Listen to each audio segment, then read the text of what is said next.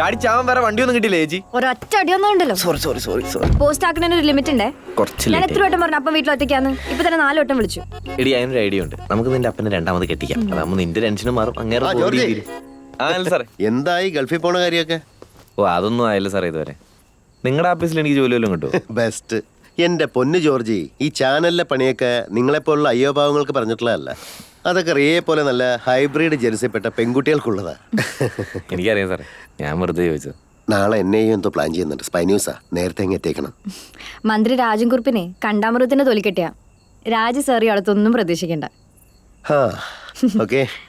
Good night. Good night sir. വണ്ടി എടുക്ക്.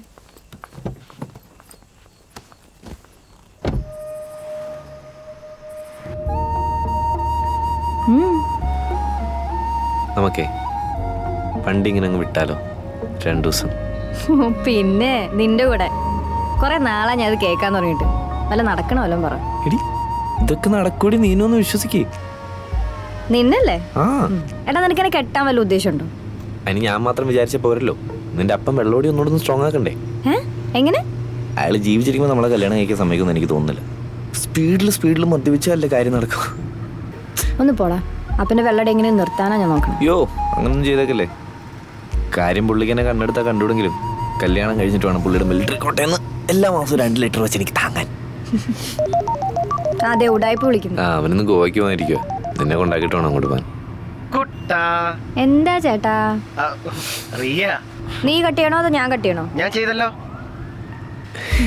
എന്താന്നറിയില്ല, അവൻ നിന്നെ ഭയങ്കര പേടിയാണ്. അവൻ ഉടായ്പാണെന്നേ അവൻ എന്നെ നല്ലോണം അറിയാതാ. അതായിരിക്കും. അരവിന്ദൻ വിളിച്ചായിരുന്നു. നിന്റെ വിസ പ്രോസസിങ് തുടങ്ങിയെന്നാ പറഞ്ഞു. എന്താ മോളിനൊരു അനാവശ്യമായിട്ടൊരു കനം? അവരെന്നെയും വിളിച്ചായിരുന്നു. എടാ കാശിന്റെ കാര്യമാണോ? അത് നമുക്ക് റെഡിയാക്കാം. ഒന്നും നടന്നില്ലെങ്കിൽ എൻ്റെ അപ്പൻ്റെ അക്കൗണ്ടിൽ നിന്ന് കാശ് അടിച്ചു മാറ്റാം. എൻ്റെ അപ്പൻ്റെ അക്കൗണ്ടിലെ കാശ് എന്ന് പറഞ്ഞാൽ നമ്മുടെ കാശ് തന്നെയല്ലേ? ഓക്കെ ആണ് കേട്ടോ.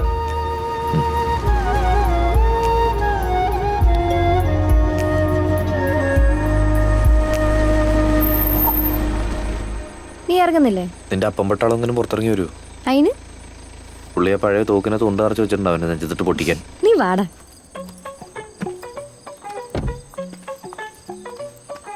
ഡാ, നിനക്ക് എന്നോട് എന്തെങ്കിലും പറയാനുണ്ടോ? എന്ത് പറയാൻ? ഒന്നും പറയാനില്ല. ഞാൻ തരാനുള്ള പൈസയുടെ കാര്യമാണോ? എടി അത് ഞാൻ നിനക്ക് ദുബായി പോയി കഴിയുമ്പോൾ ദിർഹംസ് ആയിട്ട് അയച്ചു തരാം പോരെ? ശരി. എടി പോയി നിന്റെ പ്രാഞ്ചിക്ക് സെൻഡ് ഓഫ് കൊടുക്കും. അങ്ങനെ പറയാൻ പോടാ. അങ്ങളെ ജയിച്ചമാൻ താങ്ക് യു. എൻ്റെ ഭാഗത്തും തെറ്റുണ്ട്, ഞാൻ ചോദിച്ചു മേടിച്ചാണല്ലോ. Riya good night. ഫാമിലി മൊത്തത്തിൽ തറയാണല്ലോ.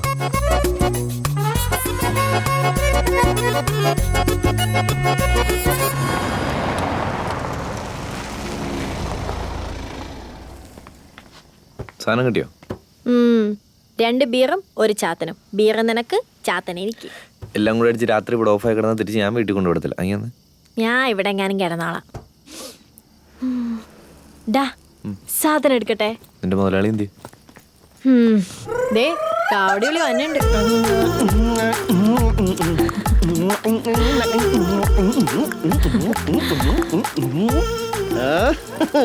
ശരിക്കും ഗോവ മീറ്റിങ്ങിന് തന്നെയാണോ പോകുന്നത്?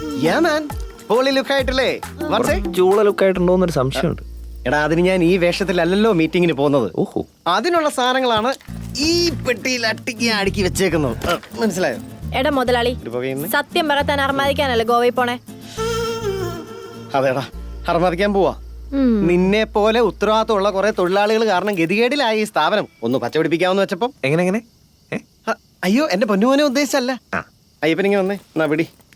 മോളെ അയ്യപ്പ, ഞാൻ പോയിട്ട് വരുമ്പോഴും ഈ സ്ഥാപനം ഇതുപോലെ ഇവിടെ ഉണ്ടായിരിക്കണം. ദോ ആ കിടക്കുന്ന വണ്ടികളുടെ പാർട്സ് അടിച്ചു മാറ്റി വിറ്റ് നീ പൈന്റ് അടിക്കരുത്. ശ്രമിക്കാം. ഡേയ് ഒന്ന് നോക്കിയേക്കണേ. ആലോചിക്കാം. മുതലാളി വണ്ടി എടുക്കും.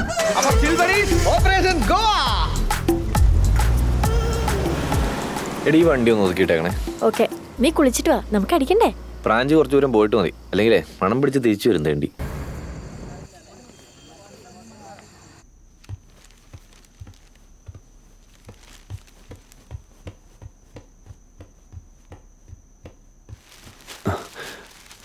ആ ബാലു, ജലീൽക്ക അങ്കിൾ എന്തേ? സാർ ഇപ്പൊ വരും. ആളാകെ ടെൻഷനില്ല. ചോദ്യം ചെയ്യലിൽ കുഴപ്പമെന്തെങ്കിലും? കുഴപ്പമാ, സാറ് പെടും.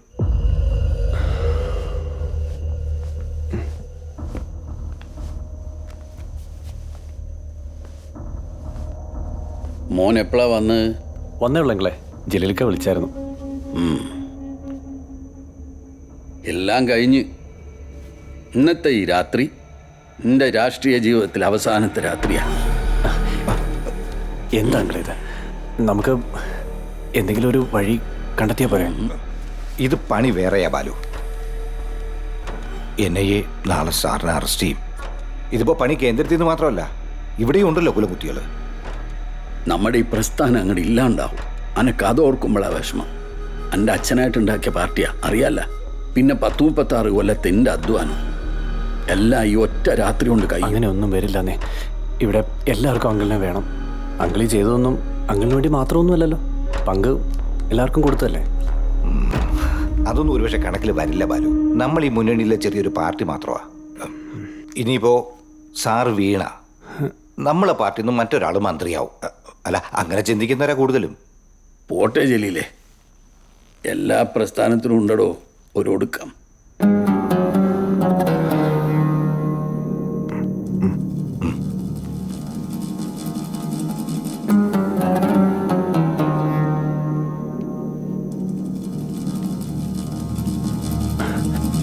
എന്തെങ്കിലും ഒന്ന് ചെയ്യണമല്ലോ ജലീലിക്ക. അങ്കിളിനെ ഇത്രയും വീക്കായിട്ട് ഇതുവരെ ഞാൻ കണ്ടിട്ടില്ല. നമ്മളെ അഡ്വക്കേറ്റ് ഇഷ്ടമുള്ള ഇപ്പോൾ വരും, ആലോചിക്കാം.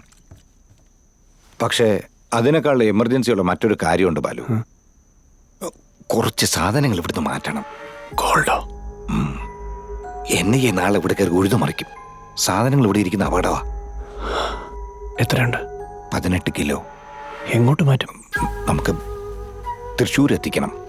തൃശ്ശൂർ എത്തിച്ചാൽ അവിടെ മുനീറുണ്ട്, സേഫാ. പക്ഷെ ഇത് ആര് കൊണ്ടുപോകുന്ന? നമുക്ക് റിച്ചഡിയെ കൊടുത്തു വിട്ടാലോ?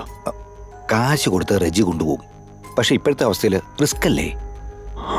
അതെ, സാറിന്റെ അറസ്റ്റ് ക്യാമ്പ് മുഴുവൻ ലീക്കായിട്ടുണ്ട്. ഒരുത്തരും വിശ്വസിക്കാൻ കൊള്ളില്ല. കപ്പൽ മുങ്ങുകയാണെന്ന് അറിഞ്ഞ അപ്പ കൈ കെട്ടി നിർത്തോണ്ട് രക്ഷപ്പെടും. അപ്പൊ പിന്നെ നമ്മളെന്ത് ചെയ്യും? പ്രസ്ഥാനത്തിനോട് കൂറും സാറിനോട് വിശ്വസതയും ഉള്ള ഒരാൾ തന്നെ വേണം. സാറ് സമ്മതിക്കില്ല. ഇല്ലെങ്കിൽ ബാലു തന്നെ പോയാൽ മതിയായിരുന്നു. അങ്കിളിനെ ഞാൻ പറഞ്ഞ് സമ്മതിപ്പിച്ചോളാം. വേറെ കുഴപ്പമൊന്നും ഉണ്ടാവില്ലല്ലോ അല്ലേ? എന്തു കുഴപ്പമാ ബാലു?